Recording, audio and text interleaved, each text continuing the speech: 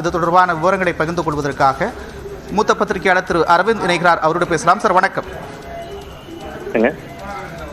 மீண்டும் நான் இணையமைச்சர் பொறுப்பிலேயே தொடர்வேன், நான் விலகுவதாக வெளியான தகவல் முற்றிலும் தவறானது அப்படின்னு சுரேஷ் கோபி விளக்கம் கொடுத்திருக்கிறாரு. இதை எப்படி புரிஞ்சுக்கலாம் சார்?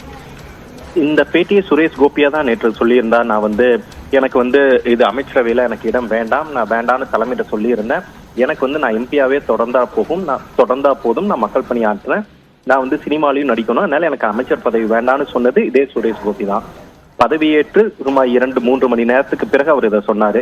இப்ப மறுபடியும் காலையில ஒரு கிளாரிபிகேஷன் மாதிரி கொடுத்திருக்காரு. தற்போது அதுல என்ன சொல்றாருன்னா, நான் அப்படி சொல்லல, நான் இப்ப கட்சியோட ஆலோசனையின்படி நான் அமைச்சரா தொடர்றேன், கேரளாக்கான பிரதிநிதித்துவம் அடிப்படையில் நான் மீண்டும் அமைச்சரா தொடர தயாரா இருக்கேன்னு. இதுல ஒண்ணுதான் தெரியுது. ஒண்ணு, அவர் இப்ப ஜூனியர் மினிஸ்டர் எம்ஓஎஸ்ஆ மினிஸ்டர் ஆஃப் ஸ்டேட்டா கொடுத்திருக்காங்க, அது ஜூனியர் ரேங்க். அந்த பொறுப்பில் அவருக்கு திருப்தி இல்லை. அவர் கேபினட் பதவி கேட்டதாகவும், ஆனால் அவருக்கு எம்ஓஎஸ் கொடுத்தனால அவருக்கு அதை அவர் ஏற்க தயங்குவதாகத்தான் தகவல் வெளியாகி இருந்தது.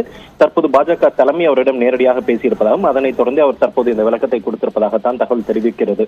இதிலிருந்து நாம் இரண்டை தெரிந்து கொள்ளலாம். ஒன்று, பாஜகவின் முதல் ஆட்சியிலும் சரி, இரண்டாவது ஆட்சியிலும் சரி, இது போன்ற எந்த ஒரு பிரச்சனையும் உருவாகாமல் மிகவும் கட்டுக்கோப்பாக அரசாங்கத்தை அமைத்திருந்தார்கள். தற்போது கூட்டணி ஆட்சி தான் முதன் முறையாக நரேந்திர மோடி கூட்டணி ஆட்சியை துவங்கி இருக்கிறார். நேற்றைய தினம் அஜித் பவார் கட்சி இதே போன்ற ஒரு பிரச்சனையை உருவாக்கி இருந்தார்கள். தற்போது அந்த கட்சியை சேர்ந்த சுரேஷ் கோபி தற்போது இந்த பிரச்சனையை துவக்கி இருக்கிறார். தற்போது மிகவும் நாம் எதிர்பார்க்கப்படுவது இந்த போர்ட்போலியோ அலோகேஷன், அதாவது எந்த அமைச்சருக்கு எந்த துறை என்ற போர்ட்போலியோவும் தற்போது வரை வெளியாகவில்லை.